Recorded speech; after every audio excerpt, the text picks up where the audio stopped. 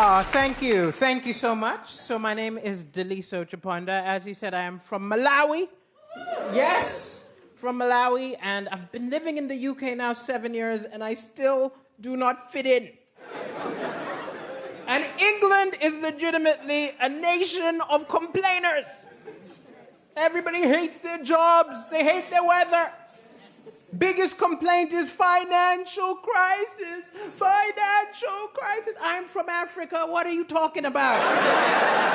How dare you overprivileged call that a crisis? Where's UNICEF? Where is Bono? You can tell me it's a financial crisis when there are planes flying over London, tossing fish and chips out the window. And I'm at that age now where all my friends are getting married, which is great.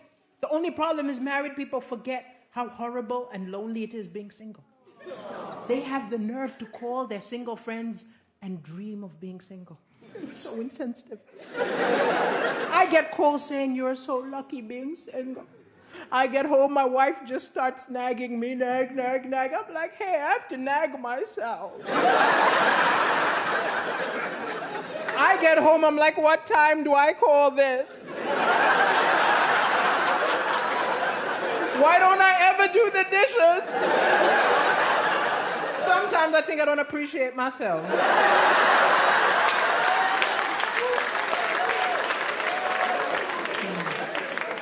Should I? No, I've got a headache. Now, what I like about the UK is I can do jokes like that. I can do slightly suggestive jokes. I can talk about any subject. I can talk about politics. No problem. I do shows in Africa. It's not the same rules. I got in serious trouble in Malawi, my home country, for a joke. I thought I was safe to talk about the government because at the time, my dad was in the government. He was Minister of Education. I did a joke which wasn't a lie. It was totally true. I wasn't surprised he became Minister of Education because when I was growing up, he was obsessed with education. No matter what grades I got, they weren't good enough. If I got 5 A's, 2 B's, you'd say, no, you're not reaching your potential. Apply yourself. If I got 7 A's, 1 B, no! You're not reaching your potential. Apply yourself. And I understand, he just wants me to be like him, he wants to be proud of me. And, I'm proud of him. So I call him and talk about Malawi a lot. Once I called him, I said, Dad, we've got food shortages all over Malawi. Teachers are on strike. I don't think you're reaching your potential. Maybe you should apply yourself. When I was a teenager, I started acting up. In the UK, what your parents would probably do is call a psychiatrist, something like that. My dad called an exorcist. Now, I don't know if any of you have ever been exorcised. I don't recommend it. They strap you to a bed with ropes. They start pouring holy water in your mouth. I was coughing and sputtering. My dad didn't think this was enough. He believed you spared the rod. You spoiled the child. There was a big wooden cross. He grabbed it, passed it to the priest and said, beat him! Beat the devil out of him! The priest began to whack me. I'm like, so understandably, when the priest said, Satan!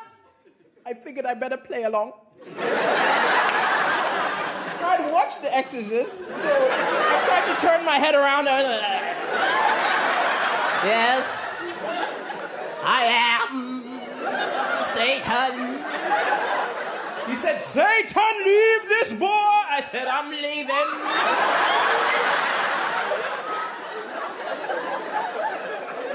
Then I got a great idea. I pointed at my dad and said, I'm going into him.